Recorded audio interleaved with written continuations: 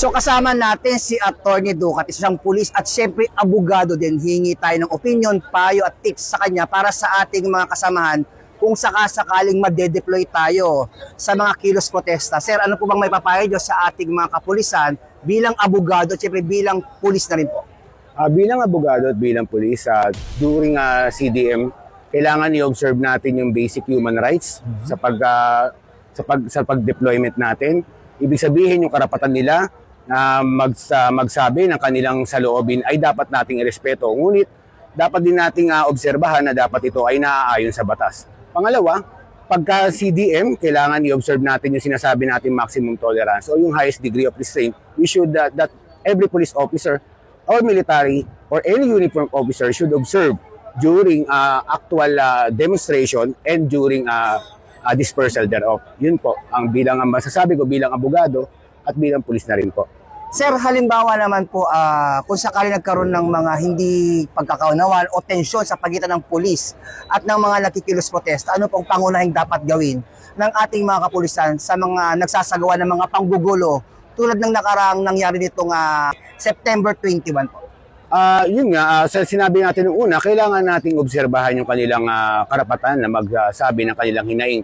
Ngunit hindi ito inaalaw na ikaw ay manggulo o manakit ng kapwa o magsira ng magsunog ng mga properties. Pag ito ang ginawa nila, maaari na silang arestuhin. Kasi ang sabi ng konstitusyon, ang ating dapat obserba, ang dapat irespeto ay yung to peaceably assemble. Yun ang sinasabi ng konstitusyon. Hindi inaalaw ng konstitusyon ang manira o manggulo ng mga kagamitan at manakit ng mga tao. So ibig sabihin, pwede silang arrestin kagad kapag naisagawa nila yung ganung klaseng panggugulo at mga pananakit sa ating mga kapulisan? Opo, pwede po silang arestuhin kasi nga po sinasabi natin, hindi po pinapayagan ng konstitusyon ang paninira, pananakit ng tao ng mga properties natin. Ang sinasabi po ng konstitusyon, ang dapat nating obserbahan bilang mga pulis ay yung kanilang karapatan na magsagawa ng mapayapang protesta. At hindi natin masasabing mapayapa ito kung ito ay mayroon ng paninira at pananakit ng ating mga tao at saka mga property sa paligid. Katulad po nitong nakaraan po ay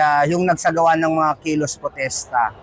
Ano po ang mapapayo nyo sa ating mga kababayan na sa nalalapit na Bonifacio Day, November 30, ano po mapapayo sa ating mga nagsasagawa ng kilos protesta? Hindi na magkaroon ng tensyon sa pagitan ng pulis at ng mga nakikilos protesta. At syempre, particular sa mga kabataan po na sinasama at dinadamay para lang magsagawa ng pagkikilos protesta.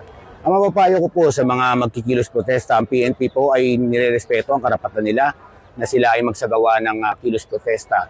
Bagamat ito ay nakalagay sa ating saligang batas, hindi naman nito inaalaw ang iyong pagsira at pananakit ng tao. Ang PNP po ay mag-observe ng maximum tolerance pero hindi po ito naaayon kung ang maximum tolerance po ay hindi nag-a-apply pag ikaw po ay gumagawa na ng krimen. Yun lang po, ang PNP ay nirerespeto ang karapatan po nila, ngunit dapat din po nilang respetuhin ang karapatan po ng mga tao na hindi naman po kasama sa kilos protesta. Dagan pa para sa mga kabataan na isipin natin yung ating gagawin. Hindi porket tayo ay inaaya ng mga organisador na magprotesta ay ito ay binibigyan na kayo ng karapatan na manakit ng kapwa. Hindi po. Bagamat sabi ko nga, ang saligang batas ay nirerespeto to. Mga kabataan, huwag kayong papalin lang basta-basta. Maaari kayong magkilos protesta, maaari kayong magsalita, pero hindi kayo maaaring gumawa ng krimen o pananakit sa kapwa o kaya paninira ng mga properties po natin. Mula po dito sa NCRPO Camp Bagong Diwa, Bicutan, Taguig City. At sa ngalan po ng aming Regional Director ng NCRPO, Police Major General Anthony Abirin.